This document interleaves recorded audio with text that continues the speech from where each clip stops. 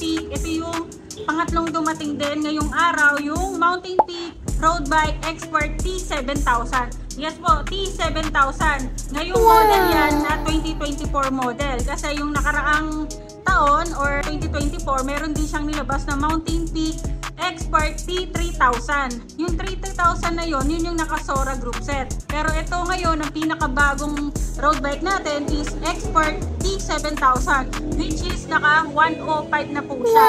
Yes, totoo po, tama. Naka group set 105 po siya. Ito naman pong si Mountain Peak Expert T7000 is meron siyang 2 color available lang. 2 color available po. Ito pong yung isa is matte black red. Yan, may onting lining din po siya na red. Pero yung whole body niya, naka matte black po siya. Then isa naman po yung glossy gray. Pakita natin yung glossy gray. Yan, ito po yung glossy gray niya. Yan, glossy siya. Tapos may gray siya. Yan, yung lining niya almost di din makita, di katulad nito ni matte black is meron talaga siyang line na red.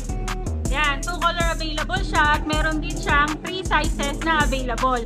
So meron siyang size 46, 48 at 50. Yon, 3 sizes available siya. Yun nga guys, itong Mountain Peak road bike na dumating natin ngayong araw is tatlo. Ito yung Mountain Peak Aero R4700. Pangalawa is Mountain Peak Aero R7000 at ito naman yung pangatlo, yung nasa harap na natin is Mountain Peak Expert T7000. Ito yung pinakamahal na dumating. Yung presyo niya, mahal to sa lahat na dumating ngayong araw na tatlong road bike. Ito yung pinakamahal. Siyempre, bakit daw mahal? Ngayon, i-bike check natin siya. Bakit siya mas mahal dun sa naunang dalawang road bike? So, lapitan natin. Yan guys, nakita nyo yung Mountain Peak frame niya. Alloy yan guys, alloy, internal cabling.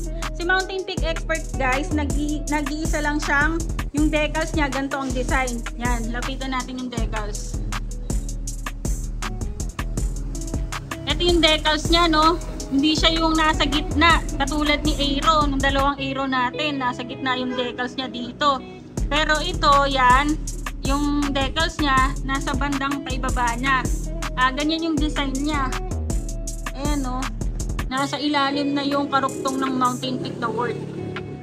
So, ganyan yung design po ni Mountain Peak Expert na frame. Yan, internal cabling siya.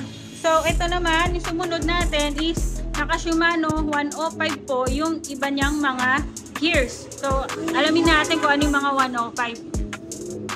Ito, yung FD niya is Shimano 105 na po. Yan, kita nyo naman, Shimano 105 na yung FD. 2x po ito. At naka-brace on type po yung FD. Sumunod naman po natin is 105 din po ang kanyang RD na 11 speed. Yan, sumunod naman po is sprocket niya is naka 11 speed din po na 11 32 teeth. Yes, 11 32 teeth lang po tong sprocket niya. 11 tong maliit, yung malaki niya 32 teeth. Cassette type na po itong sprocket. Pero itong sprocket hindi din po Shimano. May brand siya kaso hindi siya Shimano. Hindi ko mabasa, alam ko generic. So, yan, 11 speed na siya, cassette type, silver ang color. Ang sumunod naman na chain natin is naka 11 speed din po na KMC. Yan, KMC. Sumunod naman yung crankset natin. Ang crank natin is naka Halotech na rin po siya na 2x. So, ang sukat nito ay 34 teeth yung maliit, 50 teeth yung malaki. Yung arm naman niya is 170 din. Yan, yung arm niya, yung haba ng arm. So, ito guys, nga pala trivia, bagong ano to, design, yung gantong crank. Kasi di ba makikita nyo walang butas. Pero Halotech yan. Ang ginaya kasi nito, si Shimano 105. Na ang ganito din kasi yung design ng 105 na crank, wala ring butas. So, ginaya din niya. Si ProWheel naman to. ProWheel to na Halotech. So, yung bottom bracket naman niya, yan, naka-thread type din po yung bottom bracket. Yan, kita nyo naman. Halotech po yan. Next naman po is yung ating, STI. Yan, naka Shimano 105 din po yan. Yun, nakita nyo naman, naka Shimano 105 po yung STI or yung brakes niyan. Yan, shifters, yan, STI yan na 105. Shimano 105 din po. Ito po si Mountain Peak Expert T7000 is naka semi-hydraulic po siya. Yes po, tama po kayo. Naka semi-hydraulic po si Expert T7000. Yan, hydraulic po itong caliper niya. Pero yung cable niya, nakita nyo naman yung wire, yan, cable pa siya. Kaya tinawag na semi-hydraulic kasi hindi pa siya full hydraulic. Yan, alam nyo naman yung mga difference niya, no? Na-explain ko na rin po sa mga before na vlog ko. Yun po yung mga difference nila. Kaya medyo mas mahal yung iba na branded po na Shimano. Pero kung hindi naman branded yung hydraulic, syempre mas mura yon. Yan, ito po yung ano siya, naka-flat mount po yung kanyang caliper. Next naman po is yung kanyang rotor. So yung rotor niya, no, ordinary lang din na 160mm. Bolt type siya. Ito yung kanyang design per circle. Yung may circle siya. Di katulad din ng design ng rotor nung dalawang Aero. Mas maganda yon compared dito. Naka-bolt type din siya. Naka 160mm yung harap at 160 din naman yung likod. So, yung port po niya is naka true axle na rin. Yan. True axle po yung port niya. Yan yung likod naman, pakita natin. True axle na rin po yung likod niya. Kita nyo naman, true axle na. Yan guys, ito naman yung drop bar niya na integrated drop bar na rin siya. Aluminum siya material. Then ang brand niya is Brenta. Yan, or Branta. Yan po yung brand niya. So ang sukat nitong stem is 80mm yung haba. Then yung lapad naman niya, no, or yung haba nung drop bar is 450. Mahaba siya, no? Kesa doon sa Aero, 420 lang yun. Ito, 450. Medyo pa-wide siya talaga. Pero pare sila, 80mm lang. Then, naka full internal cabling din po siya. Kita nyo naman, wala pa ring wire yan. So, yung wire niya, nandito ulit yan sa ilalim ng port, sa likod. Yan na yung wire niya. Yan, malinis na malinis din po, pati yung frame. Yan, ayan yung frame niya. Wala po kayong makikitang cable kahit saan na nakalabas. So, ito naman po yung ano natin, bar tape. Yung bar tape niya is silicone na rin po, malambot siya. Kahit hindi nyo napalitan, maganda na siya, silicone na siya.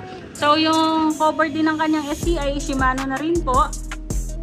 Sumunod naman po is itong headset. Mountain Peak headset na siya na seal bearing. At tapered na rin po ang kanyang head tube. Yan.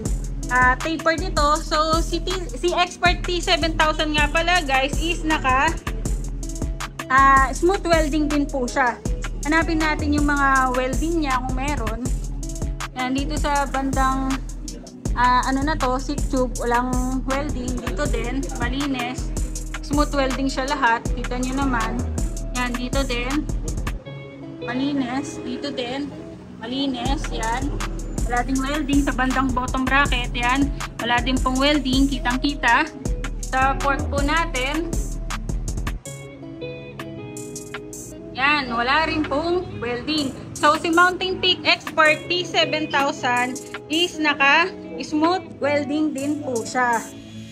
Ayun guys. So, sumunod naman natin is yung kanyang seat post na ano din po. Branta din po ang kanyang brand. So, seat post niya is alloy na rin, Aero type. Ang seat lamp niya nandito. Yan, nakatago siya, left type siya. So, may cover yung seat post niya. Ang saddle niya, ito, wala ding brand. Malambot na rin. Wala siyang butas sa gitna. Dito lang doon sa Aero na bike kanina. Ganito yung saddle niya. So, yung pedal niya, ganito lang. Ordinary lang talaga. Siyempre, alam na, palitan na lang yan natin ng 3-seal bearing. So, next, yung logo naman ni Mountain Peak Expert. Hanapin natin yung mga design niya. So, dito guys, no, may kita na natin yung code name niya. Yan. Mountain Peak Expert. Yan. May kita nyo. T7000. Expert T7000. Dito siya sa taas ng frame. May kita. So, may ano din dito. logo ng Mountain Peak. Dito din sa bandang wheelset, may makikita ka ding Expert T7000 at dito din sa port niya, meron ding logo ni Mountain Peak. At syempre, hindi mawawala yung logo natin sa head tube na Mountain Peak din. Yan, ito yung kabilang side ng bike. Yan ang design niya. So, next is yung hubs naman natin. Yan, yung hubs po natin is 4 poles pa lang po siya. Hindi pa siya tunog mayaman, pero seal bearing na yan. Yes po, seal bearing na yung hubs na yan. At ang holes ng hubs is 24 holes. Ito din po sa rim niya is 24 holes. Yan, tali po sila ng rim. Then yung rim naman natin is, brand niya is Mountain Peak. Ang brand ng rim natin is Aerowick po. Ayan. Kita natin, Aerowick yung brand niya ng rim. So, lapad din ng rim na to is 40mm na rin po. Ayan yung logo ng Aerowick, 40mm yan. At double wall na rin po ito. Alloy na rin po yan. Tubeless ready na rin po yung rim na to. So, sumunod naman yung tires niya. So, yung tires niya is CSC po. Tires, wide pa lang po ito. Ang lapad naman to nung tires na to is 700C by 28C. So, tingnan natin guys kung may clearance pa siya. Kung pwede pa siyang gawing gravel bike. So, nakita din natin, no, parang yung dalawang aero lang din. Hindi din siya pwedeng gawing gravel bike. Masikip na siya. Ang sukat nito, 28C. Paano pa kaya? Siguro mga 30 lang din ang max ito. Sa, tires. Ito din yung harap niya. Yan. Yan lang din yung max ng clearance ng harap. Sobrang liit. Pang road bike lang talaga siya. Yung battle cage naman niya, meron din siyang dalawang battle cage na lagayan. Isa dito sa seat tube, pangalawa dito sa baba ng frame. So, dalawang bottle water ang malalagay nyo. Pwede na rin sa long ride. So, yun guys, ito naman yung port. Ito yung pinagkaiba natin sa dalawang Mountain Peak na, tatlong Mountain Peak na dumating. Siya lang yung naiba kasi hindi siya carbon. Alloy lang siya, no? Alloy lang tong port niya. Hindi siya yung carbon tulad ni Aero R4700 tsaka ni Aero R7000. Itong sa Expert, alloy lang po. Pero true axle na yan. Yan. So yun guys, ito naman dito sa spokes natin is bakal pa rin po siya. So yung natin, nipples is stainless naman na po. Yan, stainless na yan. So palitan nyo rin to. Advice ko nga, para mas lalong gumaan, gawin nyo tong stainless. Or mas maganda yung mga pillar spokes or Richman. Yun, mas magaganda yun. So ito naman yung reflector lights niya. Nakakabit na talaga siya pag nagbukay ng bike. Tatanggal yan. Usually pang budget bike lang yan eh. Hindi yan ginagamit ng mga bikers na mamahali ng bike. So yun nga guys, no, itong Mountain Peak Expert T7000 natin, ito yung design ng frame niya. Yan, nakikita nyo yung pinagkaibain niya. Ito, yung design ng seat tube. Bali maliit lang yung pa-curve niya. Ayan, nakikita nyo, maliit lang yung dito, yung pa-curve niya. Hindi tulad doon sa Mountain Peak Aero, yung dalawang nauna nating binlog na Mountain Peak Aero R4700 at R7000, yung curve niya dito sa gulong, sa seat tube ng frame is pa-curve talaga. Simula dun sa welding hanggang dun sa pababa, malaki yung curve niya. And then, yung difference din nila is yung carbon port. Alloy lang kasi itong Expert, yung dalawang Aero, carbon siya. So, yun yung difference, no, sa, sa frame set nila. So, the rest, parehas naman na. Siyempre, yung colorway, magkaiba din. At yung design ng decals. Ito kasing si Mountain Peak Expert, yan. Yung design niya, nakababa na yung sulat na Mountain Peak or yung decals niya, yung word na Mountain Peak, nasa ilalim na. Ganun yung pagkakadesign niya. So, naiiba talaga siya. Hindi katulad ng ibang mga Mountain Peak natin, like yung mga Rexton, nasa gitna rin yung decal. So, itong ibang-iba talaga to ngayon na si Expert ay iba yung design sa mga naunang Mountain Peak road bike. Yan. So yun guys, no, titimbangin natin ngayon si Mountain Peak Expert T7000. Ano nga bang timbang niya? Yan. 11.5. Yan, kitang-kita nyo naman. Yan, nakaangat lahat. 11.5 yung timbang ni Mountain Peak Expert T7000. Ang size nito is size 50. So, mabigat siya kasi malaki. So, kung mas small yung pipiliin nyo, mas less yung timbang niya.